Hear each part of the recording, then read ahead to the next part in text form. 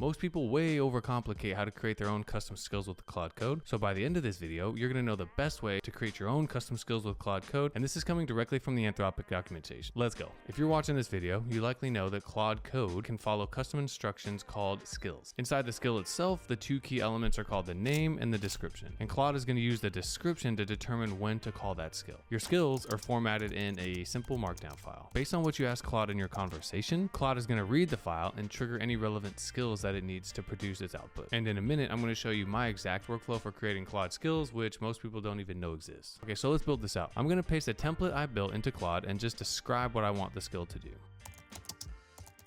All right, there it is, a complete skill file ready to install. Now here's the part that most tutorials skip entirely, actually installing it and watching it trigger on its own. So what you need to do is head to your skills folder and save the skill file inside a folder with the name of your skill. If you can't see this folder in your Finder, you can hit Shift, Command, and period on your computer, and that's going to expose the hidden files and folders inside of your Finder system. The format you want to use for naming your folders is all lowercase and words separated by hyphens. It's best to use a descriptive naming convention here. So instead of review, you might want to do code review, front end review, back end review. You don't have to be ultra specific, but it's definitely helpful to be a little specific so that when Claude is determining which skills to use, it can easily identify which skill might be the most relevant for the task that you're looking to accomplish. Okay, let's drop this Nike screenshot into our terminal and then tell Claude to turn that into code.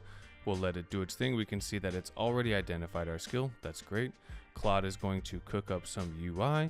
And then when that's finished, let's go ahead and take a look at what that looks like. So we could see the UI looks amazing, looks already really close to the screenshot that we were going for. Navigation looks good. The logos look a little messed up, but if we take a look at the original, we could see this came up with something really close. And honestly, this is outstanding.